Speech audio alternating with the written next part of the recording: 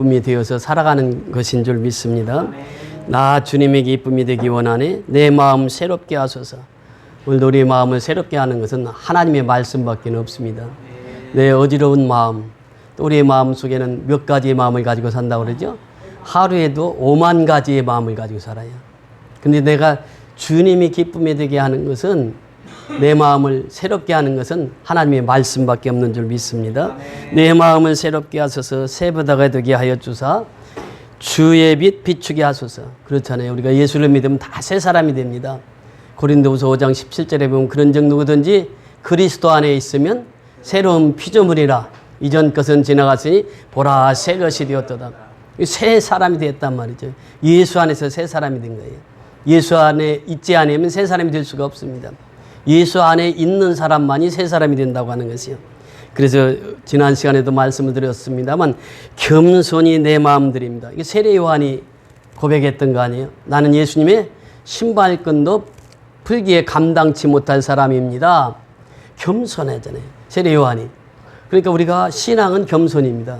성 어거스틴이라고 하는 성자가 있습니다. 아버지는 술을 많이 먹은 주태백이었고 어머니는 신앙이 참 좋은 집안에서 태어났어요.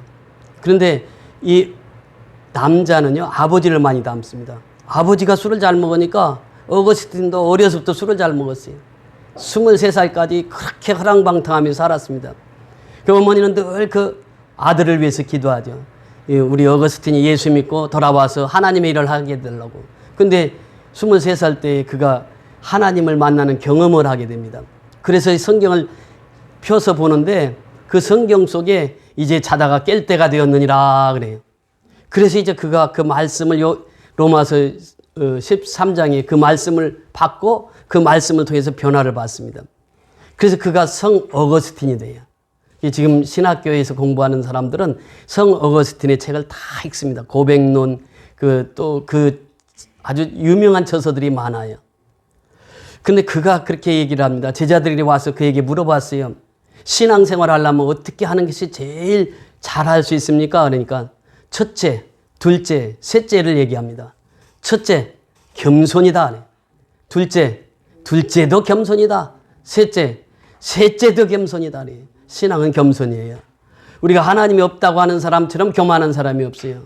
그러니까 하나님 앞에 내가 납작 엎드리는 사람이 겸손한 사람이고 하나님이 뜻대로 사는 사람이 겸손한 사람인 줄 믿습니다.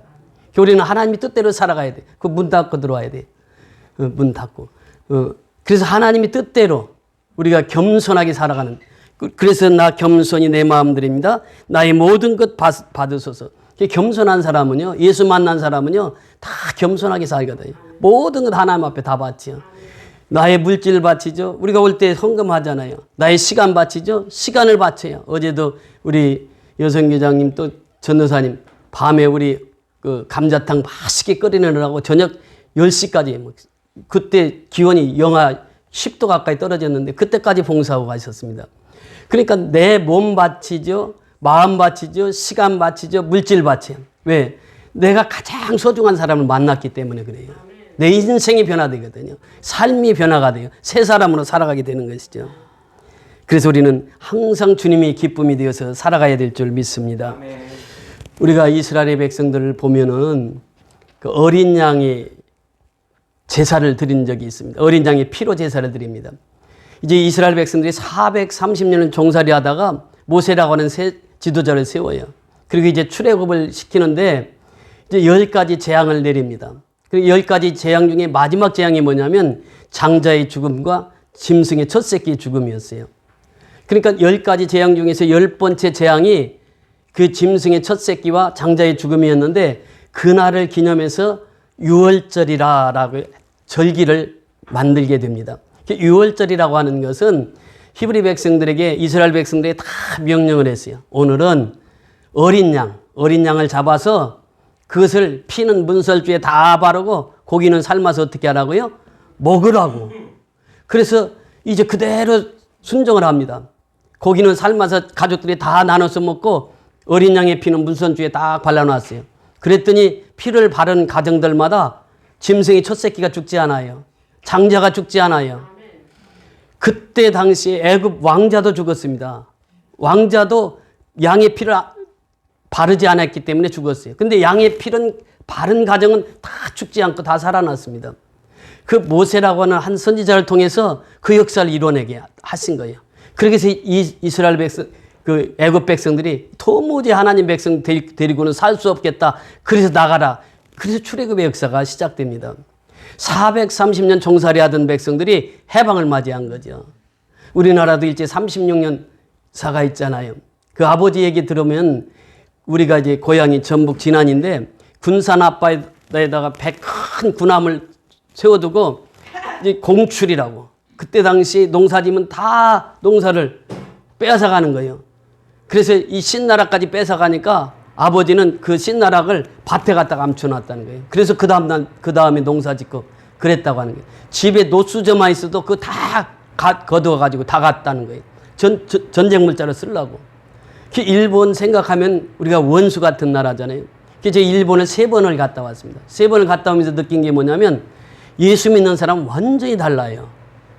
제가 이제 그 신학대 대학생들하고 같이 한 20명이 갔습니다. 일본에 가서 도착해서 제가 아는 목사님한테 전화했어요. 오바다 시로라고 하는. 그 목사님이 전화했더니 반갑다고, 우리나라에 왔으니까 우리 교회 좀 방문해 달라고. 나는 혼자가 아니고 20명이 같이 왔다고 그랬더니 20명 다 데리고 오라는 거예요. 자기 교회로. 그 히다치 교회라고, 히다치 그리스도 교회라고 일본에서는 제일 큰 교회입니다. 일본에 지금 150명 정도가 모여요. 근데 그 130명이 일본 사람이고 20명이 외국인들이에요. 그러니까 일본은 30명만 모여도 큰 교회로 생각을 합니다. 그러니까 120명이 모인다는 것은 엄청난 교회죠.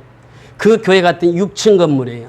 6층 건물인데 거기에서 이제 우리가 딱 도착하자마자 그분이 그러시는 거예요. 우리 이제 20명이 이제 예배당에 앉아 있는데 나오셔서 큰절을 해요. 큰절을 하시면서 첫 마디가 뭐냐면 우리 선조들이 한국 백성들을 너무 괴롭혀서 제가 대신 사죄하노라고. 그러면서 30분 동안 그 얘기 설명을 해주는 거예요. 그러면서 우리 조상이 참 잘못됐다고 그러면서 그 가르침을 주시고 그리고 이제 오뎅을 전부 사주셨습니다. 이제 오뎅집에 갔는데 학생들 4명씩 다 앉아서 이제 오뎅을 먹는데 어떻게 먹는 줄 알아야죠. 그러니까 상마다 다니면서 그분이 다 이렇게 먹는 거라고 가르쳐 주는 거예요. 그러면서 그분을 만나면서 야, 예수 믿는 사람은 완전히 다르구나. 그것을 느꼈습니다. 그러니까 이 출애굽의 역사라고 하는 것은 이스라엘의 역사 속에서 아주 귀중한 역사입니다. 어린 양의 피를 문설주에 바르라고 하는 거예요. 그래서 이 구약의 백성은 예수님이 오셔서 십자가에 달리시기 전까지는 매년 1년이면 한 번씩 어린 양을 잡아서 그 피를 바릅니다. 그러면서 그 고기는 삶아 먹어요. 여러분 생각해 보세요. 우리가 애완견 키우잖아요. 집에서. 또 고양이도 키우잖아요.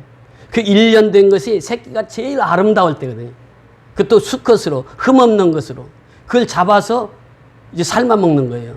그리고 피는 바르는 거예요. 이것을 매년 했단 말이죠. 그 이스라엘 백성들은 양을 자기 애완 양처럼 그렇게 키웠거든요. 그런데 그 1년 된 것을 잡아서 매년마다 그렇게 드렸단 말이에요. 제가 고양이를 키우고 있습니다만 고양이를 잡아서 그렇게 하라고 하면 도무지 못할 것 같아요. 근데 이스라엘 백성들은 그렇게 했거든요. 쭉 가면서 지켜왔단 말이에요. 그 피가 뭐냐면 예수님의 흘리신 보혈이란 말이죠. 그래서 그것이 신약에 넘어오면 그 피를 그렇게 말합니다.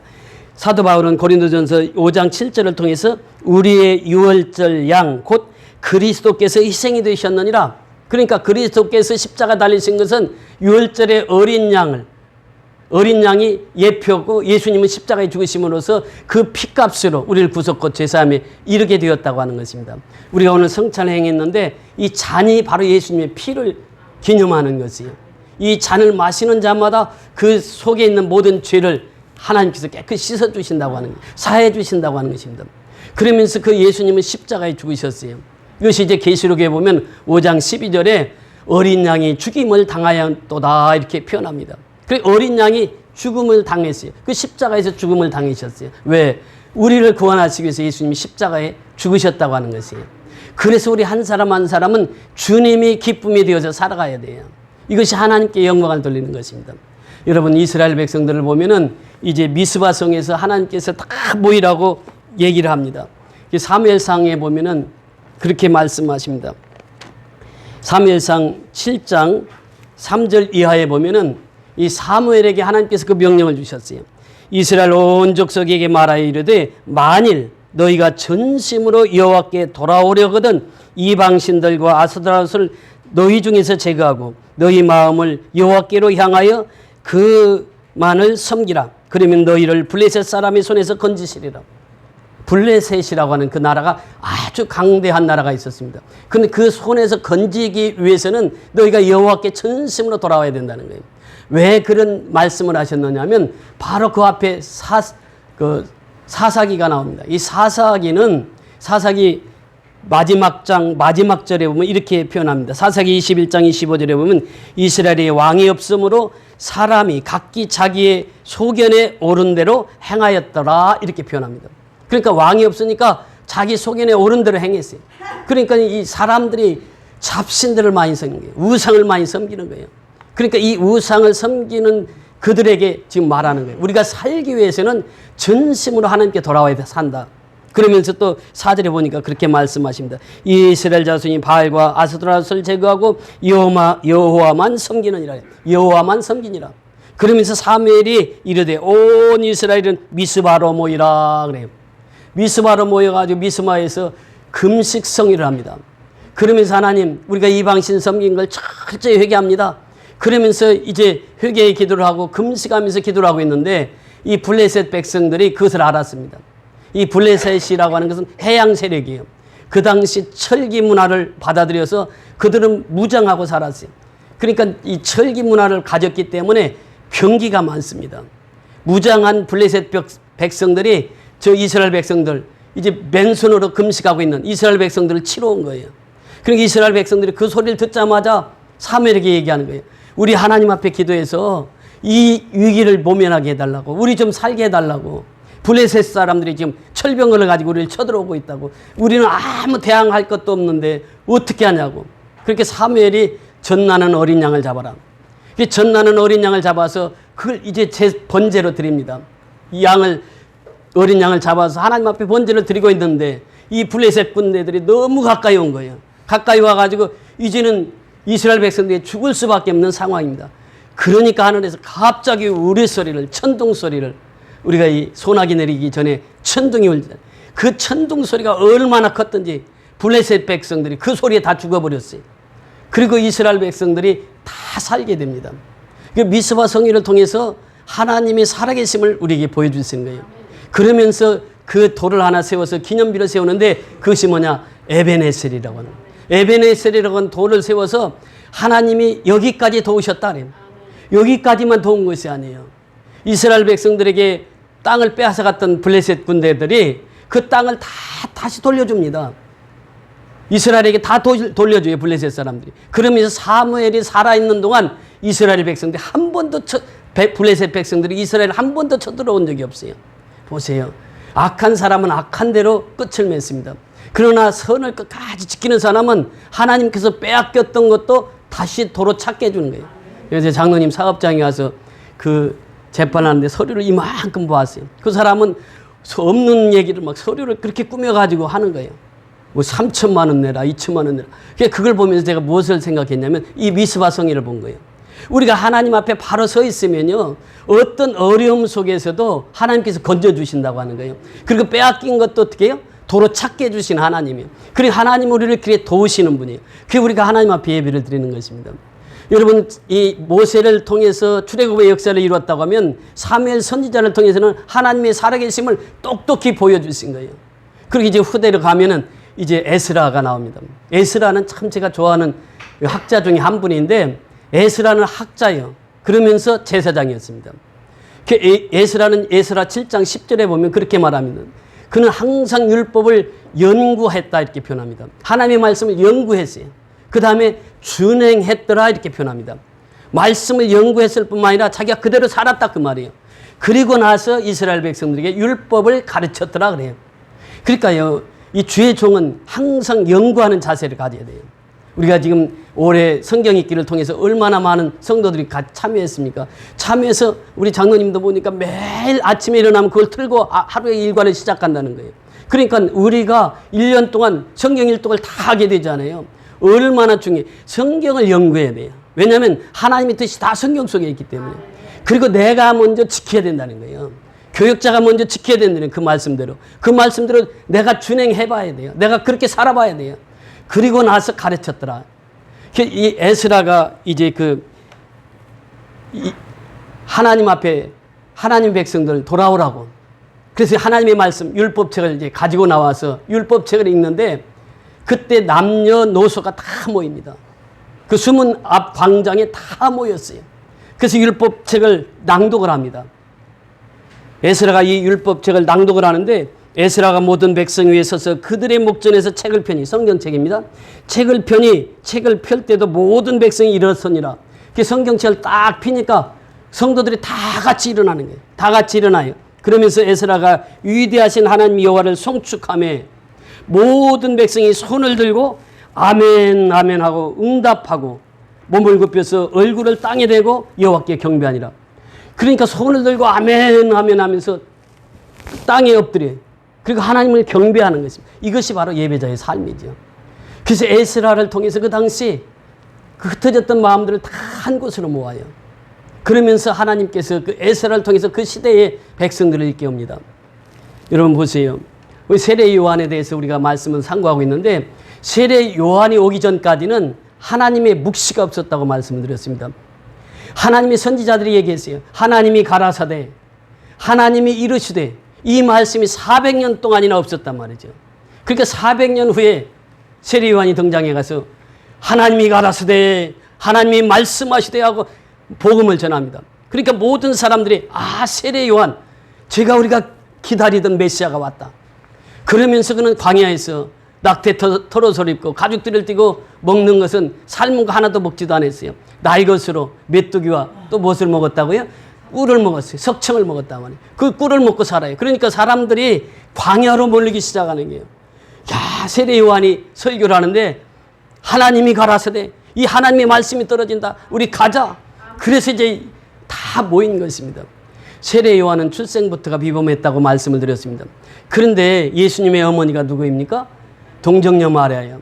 동정녀 마리아에게 성령이 너에게 입에서 내가 아이를 가질 것이다. 그 이름을 예수라고 하라고. 그렇게 성령께서 지시했을 때 주의 계집종이 오니 주의 뜻대로 하시옵소서.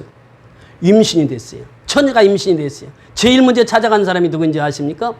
엘리사벳이라고 하는 사가랴 엘리사벳. 그 엘리사벳이 누구의 어머니입니까? 이 세례 요한의 어머니요. 그들은 친족간이었습니다. 제일 먼저 찾아가서 다 임신했어요. 천년뒤 임신했어요. 그러니까 엘리사벳에는 그때 요한이 그 어머니 배를 차고 그랬어요. 뛰어놀고 그랬어요. 그때 예수님과 6개월 차이가 나니까 아마 임신 8개월, 9개월 이렇게 됐을 거예요. 그러니까 막 뛰어놀면서 복중에서 애기가 막 노는 거예요. 그러면서 사가랴가 엘리사벳이 그렇게 얘기하는 거예요. 나도 경수가 끊어졌고 할머니인데 하나님께서 잉태케 해서 내가 잉태해가지고 아기를 뵀잖아. 너 염려하지 마라. 성령께서도 그렇게 하신 거야. 그러면서 엘리사벳이 그 마리아를 위안합니다. 그 장면이 나와요. 그러니까 엘리사벳은 이제 그 세례 요한을 출생하고 일찍 이제 노산으로 일찍 죽습니다. 그리고 이제 그 마리아가 예수를 탄생하게 되는데 예수는 6개월 후에 오는 거예요. 6개월 후에 탄생된단 말이죠. 그러면서 세례 요한이 그렇게 출생을 했는데 예수님과는 그렇게 많이 잘 알지는 못했던 것 같아요. 어렸을 때 보면. 그러나 이제 또 어떤 학자들은 세례 요한과 예수님이 노는 그 장면을 그려서 명화로 남기기도 했는데 여하튼 이제 그 엘리사벳이 일찍 죽고 세례 요한은 이제 들사람으로 가서 자랐으니까 그러면서 외쳤을 때 수많은 사람들이 세례 요한을 따르면서 이제 회개하고 돌아왔단 말이죠. 여기서 부흥의 핵심은 뭐냐? 세례 요한도 그랬고 또 에스라도 그랬고 모세도 그랬고 핵심은 회개입니다. 회개. 하나님 앞에 돌아가는 것이에요. 하나님 앞에 돌아가야 내가 사는 거예요. 하나님 앞에 돌아가야 부흥이 되는 거예요. 교회가 부흥되는 길은 다른 길이 없습니다. 하나님 앞에 돌아오면 교회가 부흥되는 거예요. 지금 한국 교회가 침체된다고 하지만 이제 한국 교회가 다시 살아날 수 있는 길은 다른 게 없습니다. 지금 뭐 총회장부터 이렇게 다 비리들이 많잖아요. 그런데 지금 우리가 돌아가야 할 것은 여호와께로 돌아가면 사는 거예요, 한국이. 그러니까 하나님 앞에 돌아온 사람들은 사는 거예요, 지금도. 세례 요한을 통해서 하나님께서 말씀하세요. 그러니까 그 바리새인들이 사람을 보내서 내가 도대체 누구냐? 내가 엘리야냐? 아니다. 이 세례 요한은 분명히 예스노를 했다고 하는 거죠. 아니다라고 하는 대답을 할 수가 있어야 된다고 하는 거예요. 그럼 네가 그 선지자냐? 모세냐? 그것도 아니다. 그럼 네가 누구냐? 내 정체성을 밝혀라 하니까 나는 광야에서 외치는 자다. 그러면서 죄기를 굽게 하는 자다. 죄기를 바르게 하는 자다. 그러면서 내가 받은 사명은 바로 그거다. 그 세례 요한은 자기 사명을 너무 잘 알았습니다. 그 사명 그대로 그러면서 내 뒤에 오시는 이가 있는데 나는 물론 세례를 주지만 이 세례에 대한 문제를 또 언급하잖아요. 그러니까 나는 물론 세례를 주지만 내 뒤에 오시는 이는 성령으로 세례를 주실 거예요. 그러면서 나는 그분의 신들음에도 풀 그런 사람도 못 돼. 그러면서 자신을 다 낮춥니다.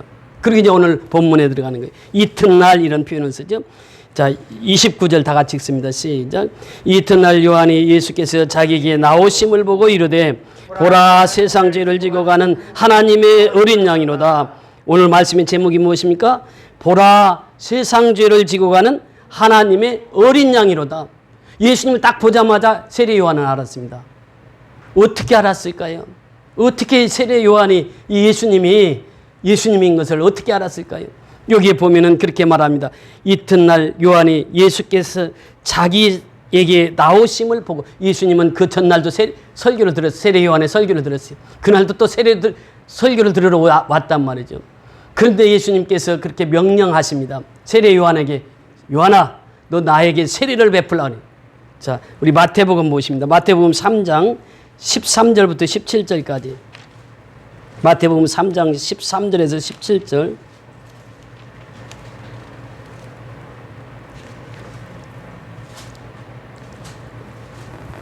마태복음 3장 13절에서 17절입니다. 시작. 이때 예수께서 갈릴리로부터 요단강에 이르러 요한에게 세례를 받으려 하시니 요한이 말려 이르되 내가 당신에게 세례를 받아야 할 터인데 당신이 내게로 오시나이까? 예수께서 대답하여 이르시되 이제 허락하라. 우리가 이와 같이 하여 모든 의를 이루는 것이 합당하시니라 하시니 이에 요한이 허락하는지라. 예수께서 세례를 받으시고 곧 물에서 올라오실새 하늘이 열리고 하나님의 성령이 비둘기같이 내려 자기 위에 임하심을 보시더니 하늘로부터 소리가 있어 말씀하시되 이는 내 사랑하는 아들이요 내 기뻐하는 자라 하시리라. 예수님이 세례 요한 앞에 와서 나에게 세례를 주라. 그러니까 세례 요한이 뭐라고 말합니까?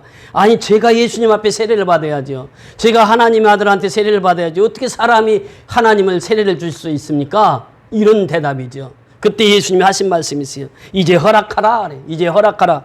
우리가 이와 같이 하여 모든 의를 이루는 것이 합당하니라. 모든 의를 이루기 위해서 나는 이 세례를 받노라. 그러면서 예수님이 세례 요한에게 세례를 받습니다.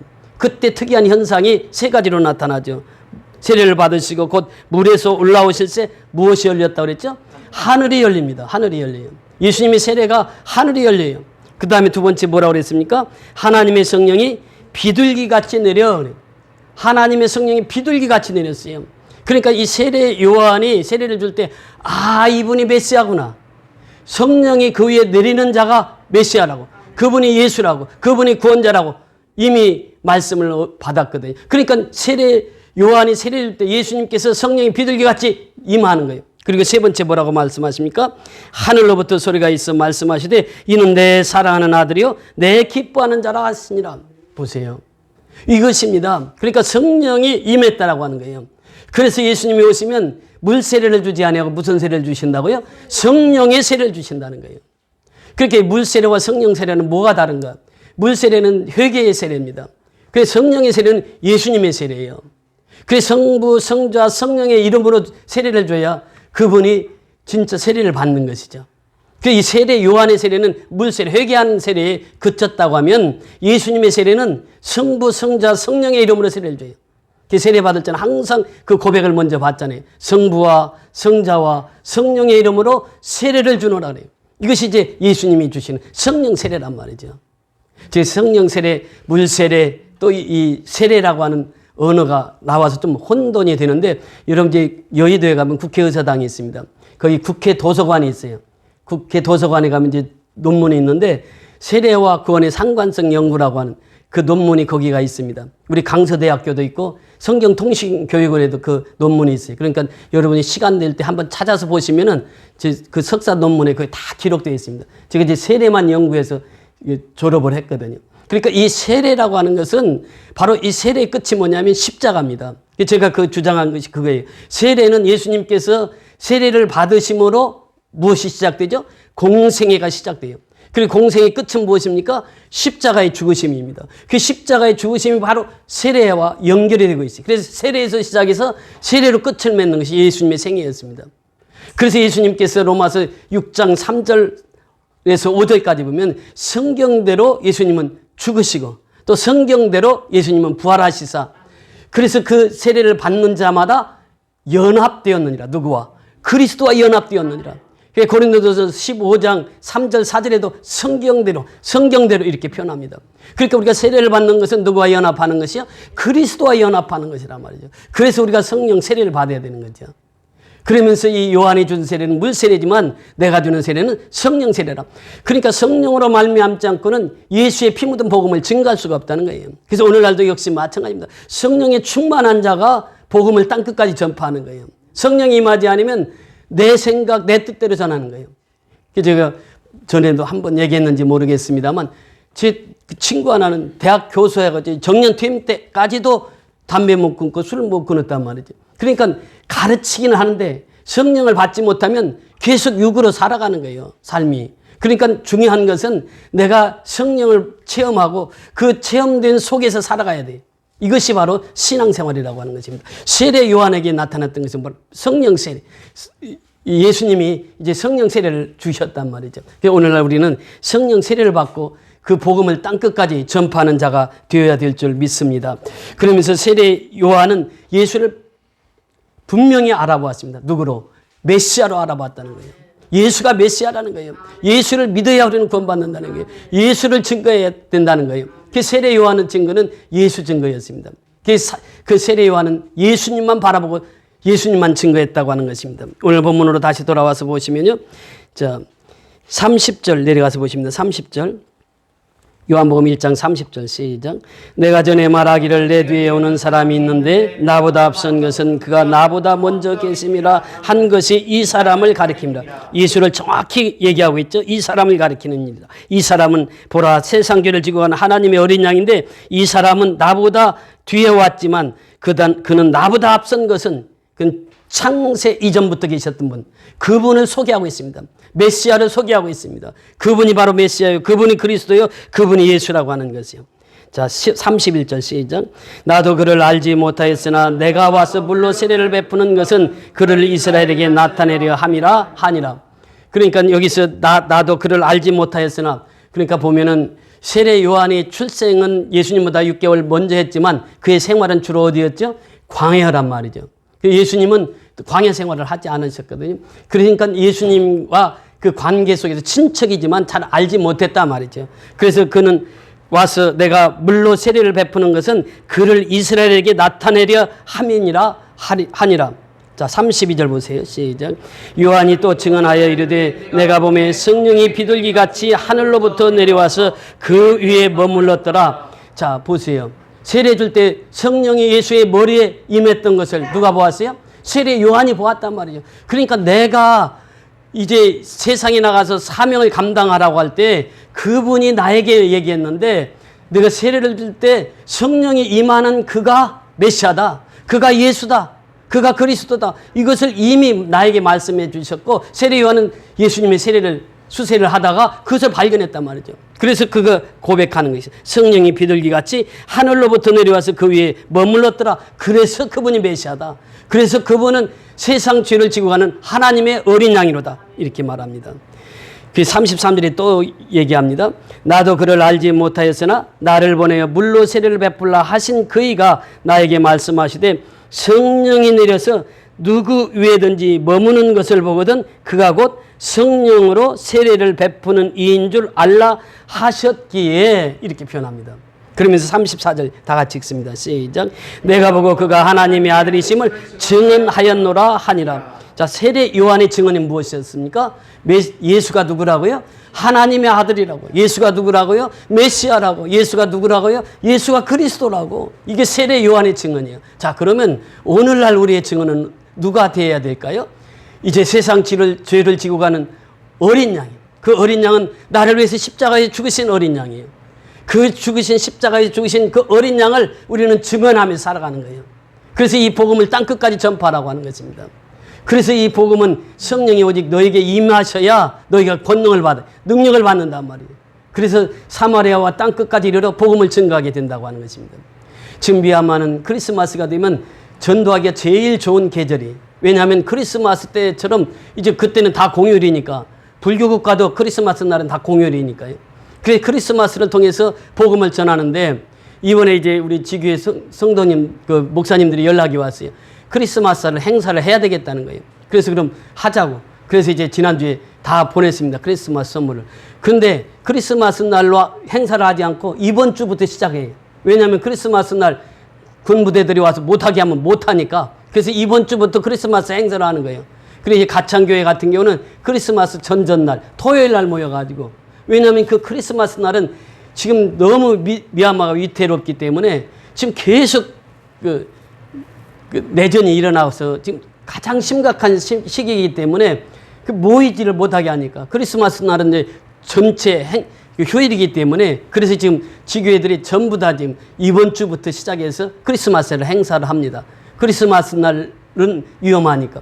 그래서 이 크리스마스를 통해서 불교권의 복음을 증거하기가 제일 좋은 이런 계기인데, 이번에 또 우리 지교회 성도들이 또 그 목사님들이 그 위험한 중에도 크리스마스 행사를 통해서 복음을 증거하고자 애쓰고 있습니다.